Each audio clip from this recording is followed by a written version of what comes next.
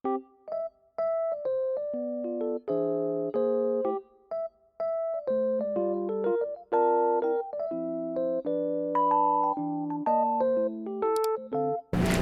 friends! Welcome to my channel. Para sa mga subscriber, I'm sure nakita niyo yung mga recent uploads ko na skintuhan na nagkakaroon ako ng acne breakout. So, hindi muna ako pwedeng mag-beauty videos, yung mga makeup. So, habang naghihintay tayong gumaling yung face, ito, mag-home video muna tayo. Pero bago yan, kailangan ko kasing sunblock, lalo na kahit daw nasa bahay, sabi ng mga dermatologist, kailangan nagsa-sunblock. Minor condo makeover, yan, may carpet, tapos bumili akong bago electric fan, and then yung sheer na curtain, at least once a year, nagpapalit ako cortina.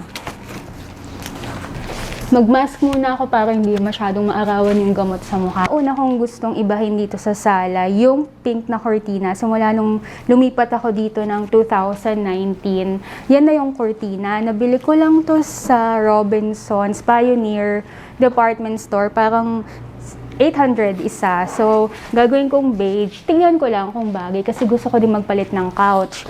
So, ito naman nabili ko lang din to sa Robinson. Magnolia naman yata. Parang 900, dalawang piraso na. Namang sheer curtain, na-order ko lang din to online. Lagay ko na lang yung mga links sa description box. Ang alam ko, set kong nabili to eh. Parang 2 pieces. Ayan. Affordable kumpara sa mga mall prices. Pangalawa, okay siya. Nakaka-block naman siya ng araw kahit na sheer pa din.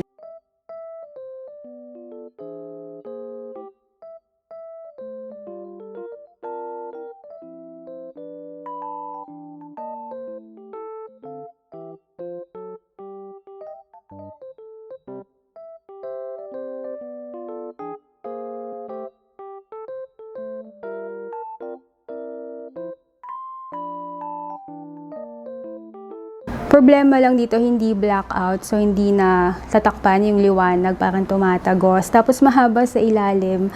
Yung tumatahi kasi ng mga cortina ko before, yung lola ko, si Mama Luz. Tapos, ito yung pinagpalitan. Ito semi-blackout, so natatakpan yung liwanag. Ito naman yung tinahi ni Mama Luz dati. Ayan, tinutupi lang niya sa dulo para daw pag kailangan ko ng mahaba, pwede bang magamit. So, ito yung comparison. Ayan, kahit nakala mo maputi siya, pag dinikit mo sa bago, mahahalata mo na ay oo nga, mukha ng luma, tapos naninilaw na.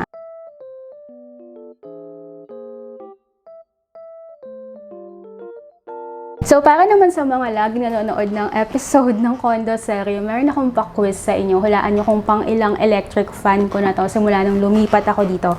Wala naman premyo, pero hulaan nyo lang. Kasi, sobrang dami na. Tapos, alam nyo bang nangyayari? Madaling masira na yung mga electric fan brands ngayon. Unlike before, yung electric fan yung, alam mo yung sinauna, yung bakal pa, gano'n. Tapos, stand fan lang siya. Desk fan pala. Tapos, bata pa ako, yun na yung fan doon sa bahay ng lolo ko. Hanggang sa nawala na yung lolo ko, okay pa din siya. Pero yung mga fan ngayon, ang dali nang masira. Yung mga nabibili ko, siguro, yung brand nila, hindi masyadong matibay, sirain. So, sira na lahat. Isa na lang yung naiwan, yung aesthetic na wooden fan. Sana okay din. So, ito naman, binili ko sa SM Cubao Department Store. Hindi ako masyadong okay sa brand. Di ko sure kung matibay. Yun, 2,400. Ang tower fan, pang ikot lang ng aircon. So, dapat naka-aircon ka. Kung hindi, mainit talaga siya. Lalo na kung yung mga hindi sikat na brand. Pero, no choice kasi dahil nga maarte ako. Gusto ko yung mga gamit. Yung okay, aesthetic yung itsura. So, ayan, nauwi pa din ako sa electric fan. Nung palang binili ko to, minake sure ko na pwedeng tanggalin itong takip niya. So, yun ang tip ko sa'yo. Kung bibili ka ng mga tower fan, make sure mo muna, kahit sabihin ng sales agent na, opo ma'am, natatanggal yan, huwag ka maniwala unless natanggalin nila. Kasi, may mga tower fan ako before na hindi naaalis to. So, sobrang hirap linisin. Lalo na yung ganito, yung madaming butas-butas, mahirap talaga. Sabi ko, kuya, pwede po bang sample. Yung sample niya, tinanggal nila, ganyan. So, okay, natatanggal naman siya. So, safe para sa paglinis. Bali, 3 pieces lang naman siya dumating. Ito yung stand.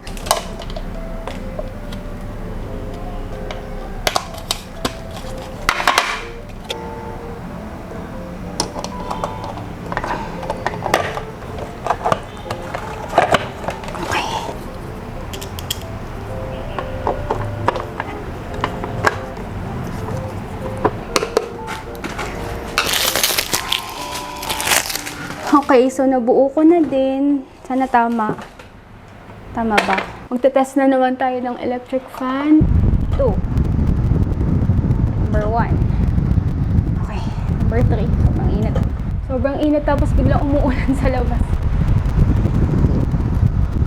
Kanina sobrang init nung nagsimula ako maglinis. Tapos biglang umulan. Ang lakas naman ngayon. Pero okay lang. Mas masarap maglinis-linis ng bahay kapag maulan sa labas. Tuloy lang tayo sa pag-organize ng bahay. So, dito naman ako sa entertainment area. Actually, madami din akong gustong mga improve dito. Pinakauna yung lapag. Kung napapanood mo sa mga episodes ng condo serye dati, yung kwento ko dito sa condo, bawa, malaglag yung mug mo, yung plato, ganyan. Expect mo mababasag yung plato, diba? Dito baligtad. Pag nalaglag yung mga kubyertos, mug, buo yung mug, pero yung tiles tuklap. Madali siyang yung magtuklap. So, nung lumipat ako dito, may mga tuklap na, pero ngayon, sobrang dami na talaga. Kahit na ingat ka, parang substandard yung tiles na ginamit. So, nag-order ako sa Shopee ng, ito yung mga adhesive. Mura lang naman to, pang halimbawa, hindi mo pa owned yung bahay, or gusto mo lang ng mabilisang fix. 35 pesos kada isa. So, mayroong cream, gray, at saka brown. Kaya ako umorder ng muna, per piraso. Kasi pag bumili ka na ng madami, tapos mali pala sa kulay, ganun, syempre nakaka-disappoint. Meron din nabibili na yung maliliit na tiles lang. Sample din yon para mas makita mo. So, ang naisip kong color, itong cream, ayan, 36 pesos to. Naisip ko, parang mas okay siya dun sa beige color na gusto ko. And then dito naman guys, sa entertainment area, dati itong cabinet na to, malaki. So, nakatayo dati. So, pinahiga ko. Pwede din pala siyang ganon. So, ang naisip ko naman dito ay lagyan ng mga box. Ito na order ko din sa Shopee. Meron ding beige na available nito. Pero, dati kasi parang gray na sala yung gusto ko. Ngayon parang beige na. Para din hindi masyadong madami yung naka-display na gamit. Clutter din kasi talaga tignan. Pag ganito, kahit na mga decoration to, kapag ang daming nakalabas na gamit, ang gulo tignan. Lalo na kung condo lang na maliit yung space. So, inisip ko dito parang alternate. Halimbawa, dito. Yan. So, up, down, up, down. Parang 200 pesos ata kada isa. So, dagdag gastos na naman yun. Iisip ko kung okay lang na gray or mas okay na beige. And sa comment kung anong tingin mo mas okay. Tingnan ko muna. Ito yung itsura ng mga nagawa natin. So, yung cortina, pinalitan. Hindi ko talaga gusto yung pagka-beige nito. Parang may mas okay pang beige. Tapos, ito yung mga boxes. So, yun ang naisip ko.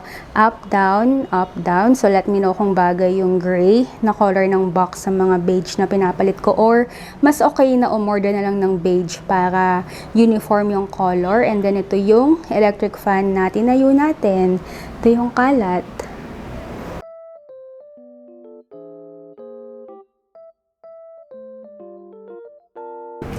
Nanap mo dyan, low-key.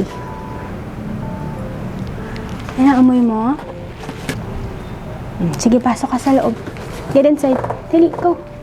Dito, pasok ka. Dito. Jump. Hindi, kaya mo yan. Go. Get inside. Kaya mo yan. Go. Dali. Kaya mo yan. Oh. 1, 2, 3, go.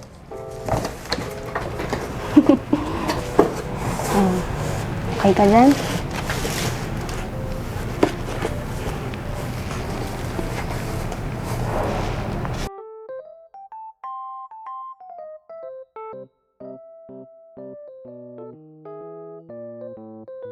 Para sa mga home update na hindi masyadong mahal, syempre pwede kang magpalit ng mga pillowcase, ganyan. So ito, hindi naman to bago, so hindi na masyadong magastos. Nabili ko to 2 years ago pa, 2020, hindi ko lang masyadong nagagamit. So papalitan ko lang yan from gray and pink to beige.